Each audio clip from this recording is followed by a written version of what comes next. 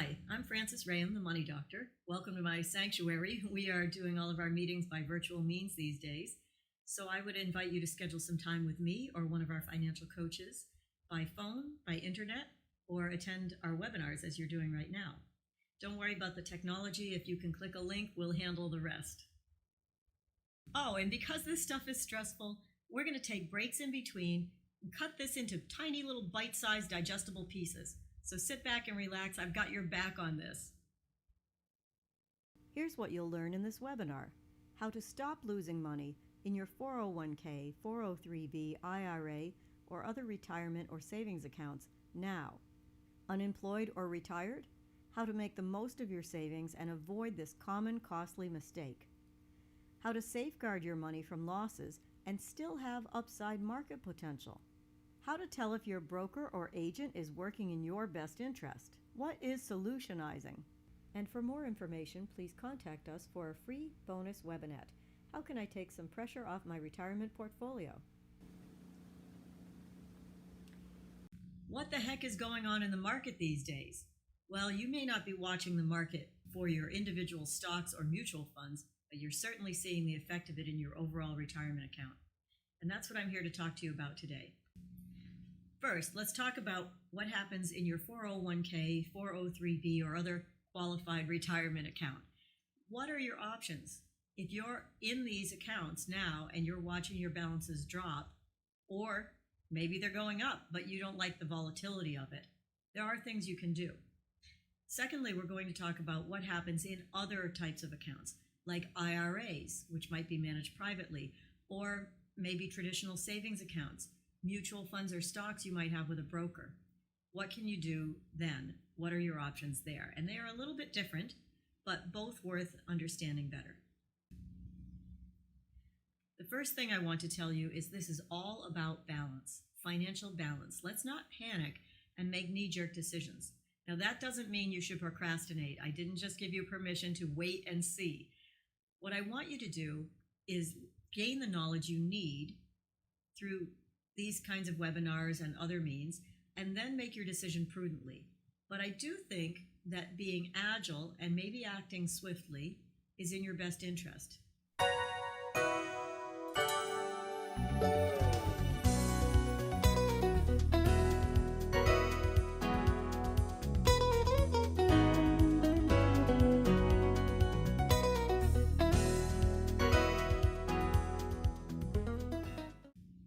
We're going to jump right into it. So go get a cup of coffee or whatever you need to spend the next 20 minutes with me. You're going to feel a lot calmer when you have a little knowledge under your belt and a plan to move forward.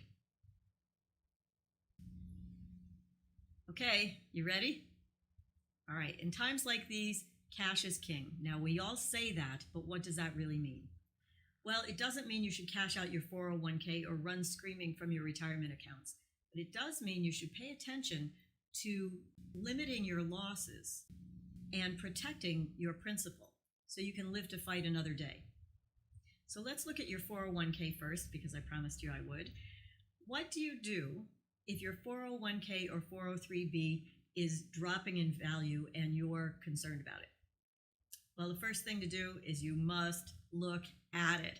I know you don't want to. I know it's scary. I field calls like this all the time, but unless you know what's really happening in there, you're not going to know what choices to make. So regardless of what somebody told you once about just put it in there and forget about it, this is not the Ron Popeil financial advisory tactic. I want you to pay attention to it.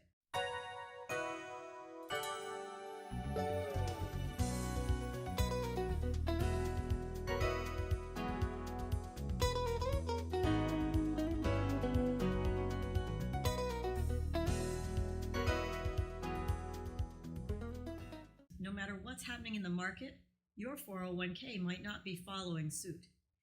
For instance, let's suppose you have some individual investments in your 401k. Maybe you have some stocks or mutual funds, or maybe you've already moved money into a safety account like a money market account or a fixed rate account. Well, that might not be doing the same thing as the market is doing. So you may log in and see that the Dow Jones is up 25% for the day, but it's not going to be the same in your 401k.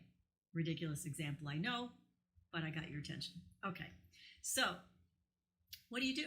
Well, either call your broker or the person who's managing your 401k, or just go online. We're all pretty computer savvy these days, or at least most of us, and look and see what's actually there. Not the big pie that says equities, bonds, cash. Dig into it and see, what investments do you have in there? Once you know that, you can get a feel for how the market is affecting your specific account. There are sites like Yahoo Finance and other sites where you can set up a free market watch list. So if this all seems a little complex to you, looking up ticker symbols and setting up market watch lists, I'm not surprised. That's partly why you have an account where supposedly you're just diversified and everything will be okay. So here's the one thing you need to know. You are able to move your funds within your 401k from one account to another without penalties, and you can probably do it right online.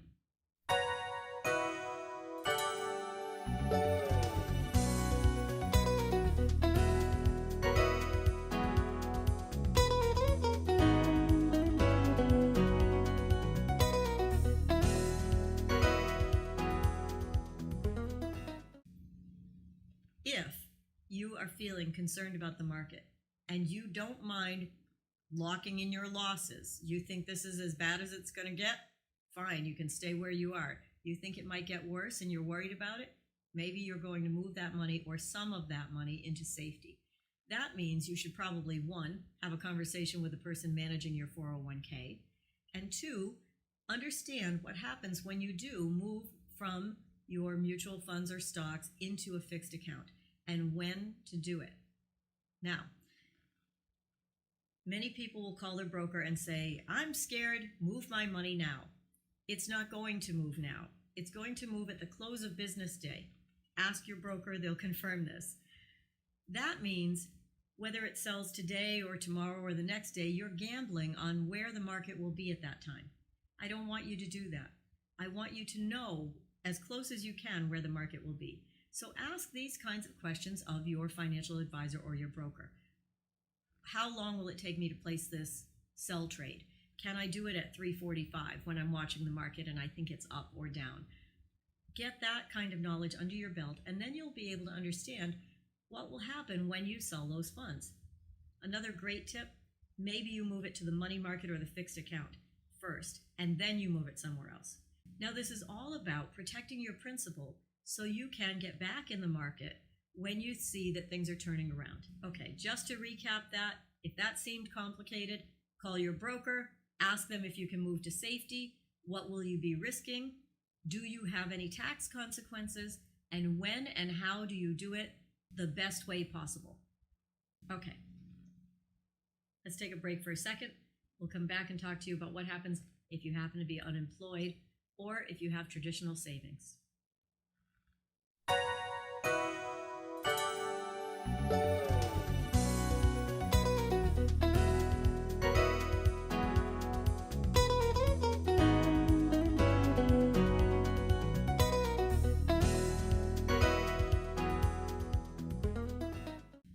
So I mentioned to you that there would be a second set of choices if you had traditional savings, IRAs, or if you happen to be unemployed and you no longer work at that company, what do you do with your 401k or 403b? Do you just leave it there? Do you move it? What's in your best interest? Well, there's a lot of answers to those questions.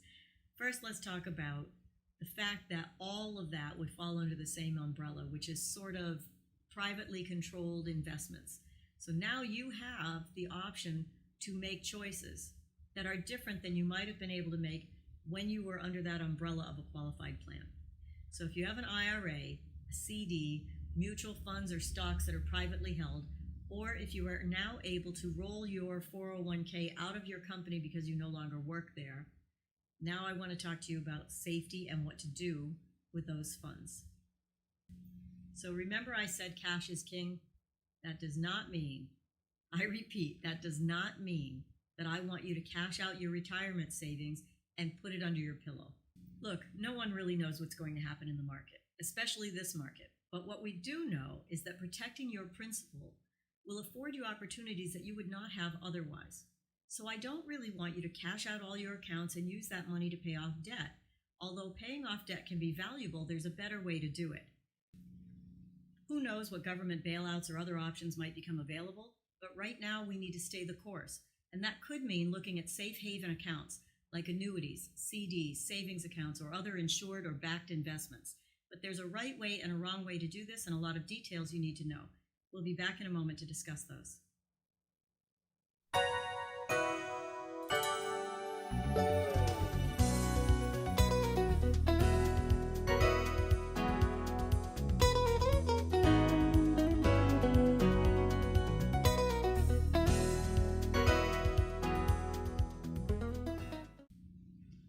Okay, this is a new frontier. Yes, we've had market volatility in the past.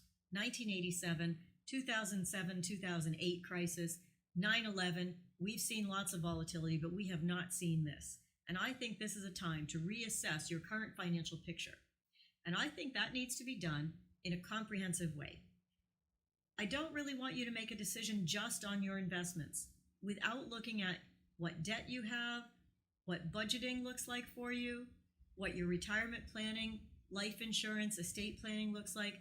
Someone should be helping you, or you should be able to do it, to look at this picture in a way that allows you to make choices about your retirement dollars or your savings dollars within the context of your overall financial plan. For example, did you know there are ways to protect your principal, the money you put into your account, and still have market upside potential when the market rebounds? In other words, a way to have no downside, no losses, and still participate in some of the gains when the market rebounds. Did you know there's a way to pay off your debt way ahead of schedule without increasing your monthly payments or harming your credit? Did you know there's a right way and a wrong way to access whatever cash you might have in your life insurance? Look, I'm the money doctor. I wish I could solve the COVID-19 crisis, but I can help you with financial crisis. And I think we should approach this scientifically. Question everything. This is a great time to give yourself a little gut check. Do I feel comfortable with the advisor I've had? Do I think the advice they've given me so far is going to get me through this crisis?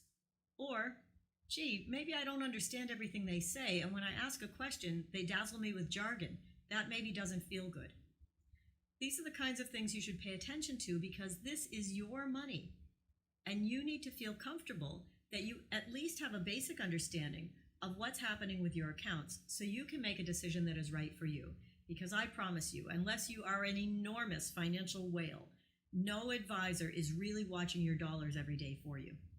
You are responsible for making these decisions. You should have the kind of support and help you need to make these decisions in a comfortable way. Does your advisor have your best interest at heart? Are they independent? Are they a captive agent? And what does that mean? In a moment.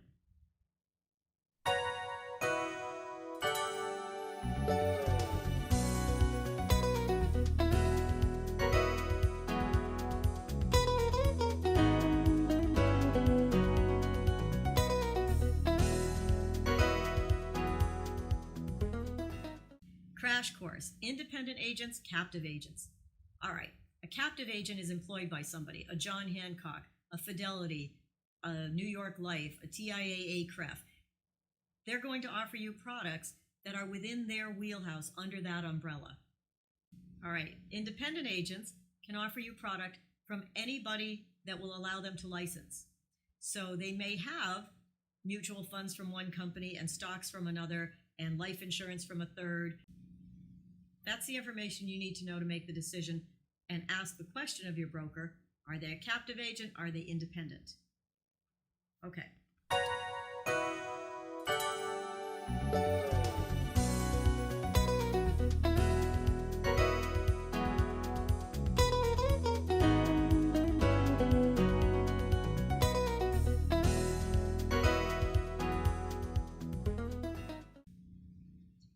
Where are we headed? I don't know.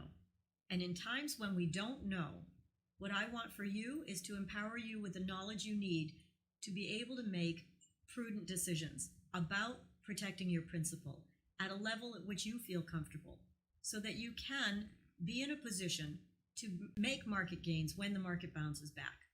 If you lose 10% of your money, you need to gain more than 10% just to get back to ground zero. If you have $100,000 and you lose 10% of that, that's a $10,000 loss. That means you now have only $90,000 earning power. If you gain 10% on that $90,000, you've only recouped $9,000. Now that may seem very simple, but it's something to keep in mind in these times. I want to go back to my previous point and ask you to reassess your own risk tolerance. No matter where we're headed, how do you feel most comfortable for the next month, 2 months, year and a half, whatever it happens to be before we have some solution to this crisis? Ask yourself these questions. What is my comfort level in the market today? Am I concerned about losses? Is my portfolio sufficiently diversified? Do I have confidence in my advisor?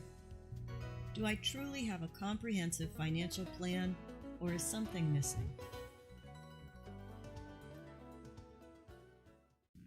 All our services are available by virtual means, so you can have a consultation with myself or one of our coaches without ever leaving the comfort of your own home. I'm a solutionizer. In other words, I find solutions to whatever financial challenges you might be facing. So before you spend another hour, another day, another sleepless night worried about your money, reach out to me. We're here to help. Until then, be well, be safe, and I'll see you soon.